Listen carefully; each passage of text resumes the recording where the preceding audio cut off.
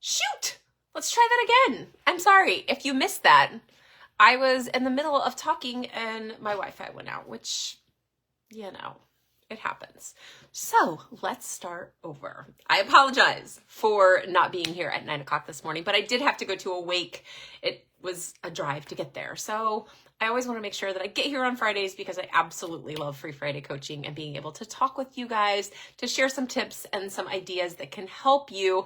I apologize for disappearing. Hi, Anastasia, because my Wi-Fi went down. So let's start over. Let's talk about what this is and what it's about. Before I go too far, let me introduce myself. If you've never been here before, my name is Megan and I am a coach. I help people deal with anxious feelings inside their body, overwhelming stress, things that are just messing up their lives, keeping them from being able to enjoy just sitting on the couch and watching TV with their families. Or for some people, it's like, but I really, really want to go after this promotion, but I can't get out of my head. I help them deal with those thoughts, deal with the habits that they have and the feelings inside of their bodies so that they can move forward, so that they feel more confident and more resilient, and they have fun going after their goals instead of dreading every step and being confused about where to go next. So that's really what I do. Hey, Amanda, it's good to have you guys here today. So Free Friday coaching is always available for anybody who wants it. How this works is you show up, you watch, and in the chat, you just get to tell me what you want coached on. Now, I always want to give a little preface on this. It's live and it gets posted on my feed. So don't bring like your deepest, darkest secrets or something that you don't want anyone else to find out about. Keep that for private stuff, like confidential one-on-one coaching or something else, because the chat's live and the conversations are live. But if you have something that you are tripping over right now, or something that you're like, I don't know, I'm just really struggling with this situation, we can work through that. Again, you don't want to call out your neighbor. You don't want to bring any drama to this because it is out there. And if somebody sees it, good luck to you. But otherwise, yes, let's totally coach on whatever it is that you want. It's so simple. Just get in the chat, say, hey, I want coached, and I will ask you questions. You can type your answers in the chat, and then we will just reply back and forth. There is a little bit of a lag, so I try to fill that in a little bit because awkward silence is awkward, but we will keep it moving and we will just work through that problem so that you get a solution. And it's a great way for you to get coached and to see if you've never worked with a coach before. There's always some maybe some hesitancy or some curiosity about what it's like. You just get to try it out. So that is really what we are going to do. And if nobody wants coached, I always have a topic that we talk about every single week, usually based off of my podcast episode of the week, which always comes out Tuesday morning.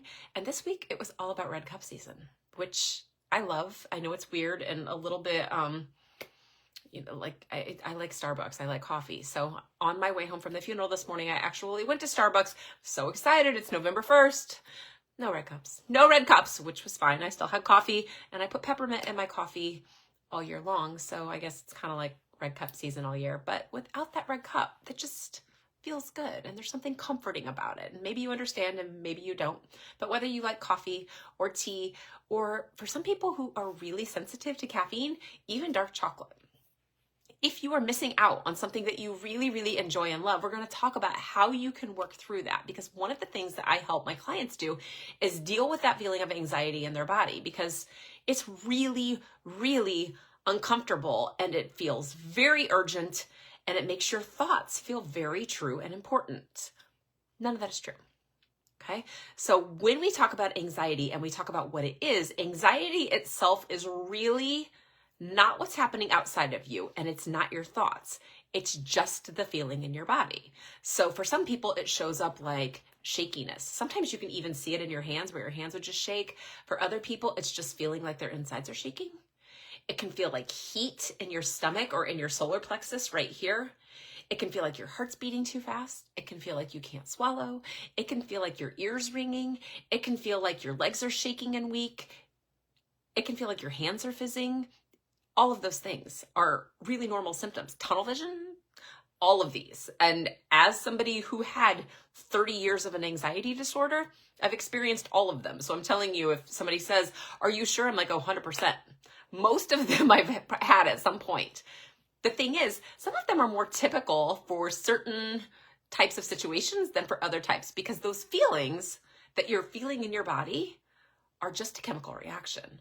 This was something that when I learned this was kind of a game changer for me, where I always would feel this feeling and it scared me because it was scary, but it scared me, and I would start to overthink, and I would think something was really wrong with me.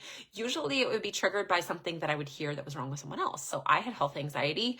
I have imagined that I've had every disease under the sun in the past. I have had 0 of them, but I always imagined that I did, that there was something going on, that I had some sort of problem with myself. So I would feel anxious and I would imagine a horrible disease. When my legs would feel shaky or something else, I would Google it. And don't ever Google anything, right? Because we learn right away all of the things we don't want to know. But that feeling in your body is the actual anxiousness. And what we know is true is that that feeling is caused by adrenaline and cortisol. And I like to tell this story I like to make everything as simple as I can. And to try to explain it to you, I explain a lot of things through movies and song lyrics. So bear with me. If you've ever seen the movie The Croods, and there's the dad on the movie The Croods, and he is always trying to keep everyone safe, throwing them back in the cave, making sure they can't go near the cliff, that they don't touch fire, that they don't pet the cute little saber-toothed kitty, which is not even a tiger yet. All of the things that he doesn't know about, it scares him, so he puts them back in the cave. That's exactly what's going on in your brain. It freaks out your body, your brain. If you can imagine, there's a little caveman in there. That little caveman in your brain freaks out, and he floods your body with adrenaline and cortisol, which makes you feel anxious. And when you feel anxious, you aren't able to think clearly, because that caveman also shuts off the part of your brain right here, the thinking parts. So this newly developed, or I guess you would say evolutionarily new part of your brain right here, the part that does all the normal thinking, the rational thinking, so that when you're panicking or really anxious and somebody says, oh, just be rational, just calm down, none of that works, because this part of your brain is shut off. You can't be rational. So what we have to do is we have to learn to know how anxiety feels in your body and to calm it down. And when you calm it down, your brain comes back online, and then we can start talking about, what were you actually thinking?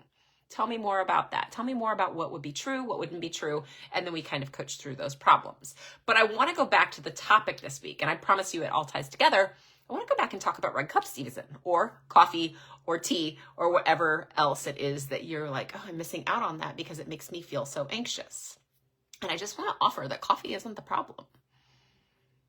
Caffeine could be a problem. You could definitely be caffeine sensitive, right? Some people react really like a lot more to caffeine, and they get really shaky, and they're like, whoo, that's a lot. And that's still not the problem, because it's only a problem if you make it a problem. And here's how we know this is true. There are people, sometimes myself included, who practically vibrate in their seats because they've had so much coffee, and they're not anxious. There are other people who have a tiny bit of coffee and notice that their heart speeds up a little bit, and they're very anxious. It's not the caffeine that's the problem. It's what you think about how your body feels. It's the same thing when you're feeling anxious. Now, here's where the crisscross happens. A lot of the things, or a lot of the symptoms you get when you have caffeine, mimic anxiety. So caffeine is a stimulant. Adrenaline is a stimulant, a natural stimulant, I guess, right? But they both make your heart speed up, and they can both make you breathe a little heavy. They can both make you even nauseous. They can both make you feel like you have to go to the bathroom. And if you are confused about those symptoms and your brain says, oh no, something's wrong, something is really, really wrong, I feel so anxious, what you actually might feel to begin with is just caffeine. So if you can look at, okay, what happened? Oh, I just drank a grande cold brew. If you could push pause on that and use those feelings inside of your body as a notification, just like on your phone, like ping, this is what's going on. Oh, pause, wait. I know this feeling. I do not like this feeling.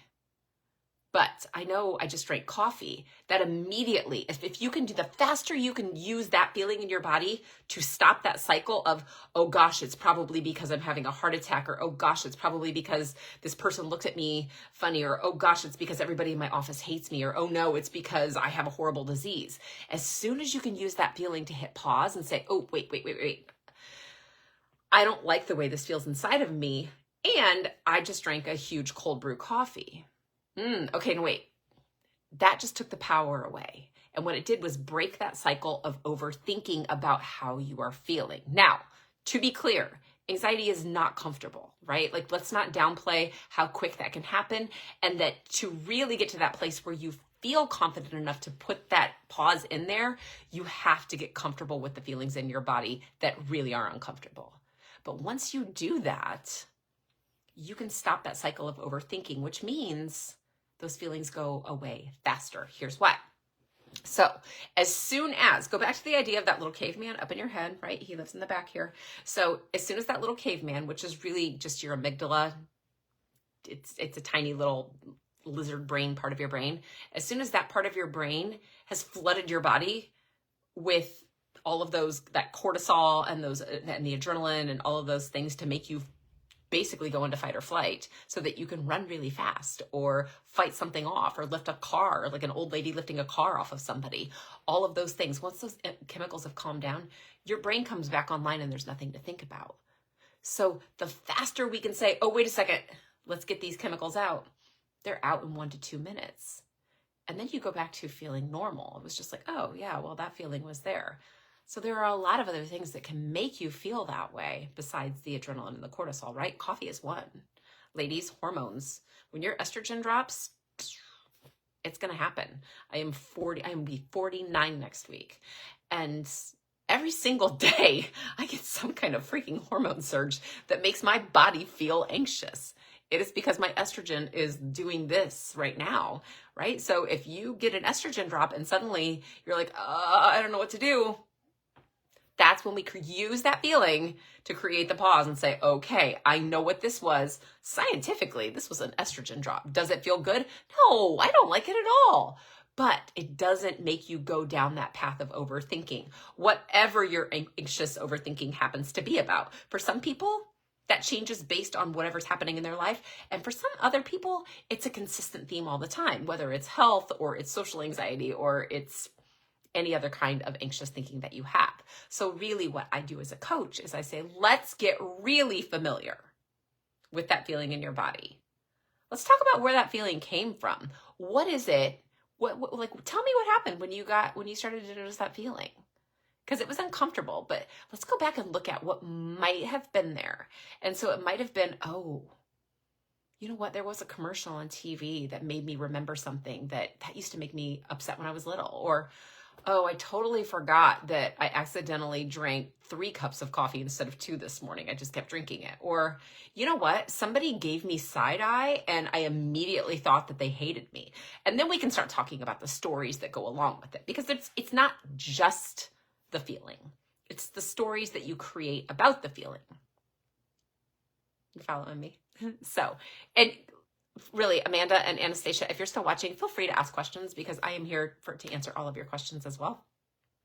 But with caffeine especially, if you know that you are caffeine sensitive, being mindful of when you drink coffee, it can make you feel anxious, but also knowing that it's not because something's wrong. It's really because I enjoyed coffee. So if you're missing the taste and you're like, I cannot stomach decaf, I get you. Like, I don't want to drink decaf.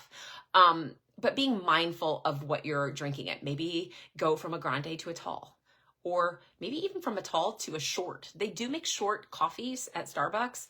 I always call them kids cups, but they're not. But having that smaller amount and seeing how you do with that smaller amount first and saying, okay, I can recognize this feeling inside my body now. I know that this is what caffeine feels like. How does it feel the same as being anxious, and how does it feel different than being anxious? And noticing the differences, because anxiety is really about emotions. Emotions cause chemical reactions inside your body. So that's why fear and anger and guilt and shame and sadness and love and joy feel different inside your body. And when you start noticing those emotions, it's easy to say, oh, wait a second. That's not an emotion. That's definitely coffee feeling. And you'll be able to notice those really small differences, which opens up doors for you to be able to enjoy whatever it is that you've been missing, whether it is a peppermint latte or it's just, I just am a plain black coffee person, or black tea, whatever it is for you. But really getting familiar with that feeling and saying, yeah, this is what's going on. I understand now. Okay. So I just want to offer that there are some really simple swaps that you can make because I am a coffee girl. I know that I absolutely love, like if you tell me the greatest coffee, I'm going to tell you it's nitro cold brew. It's smooth. It's rich. It makes me really caffeined up and jittery and kind of nauseous. And as much as I love it, I skip it. If I do have a nitro cold brew, it has to be like a little one with a lot of ice because it's got a ton of caffeine. Cold brews and light roast coffees.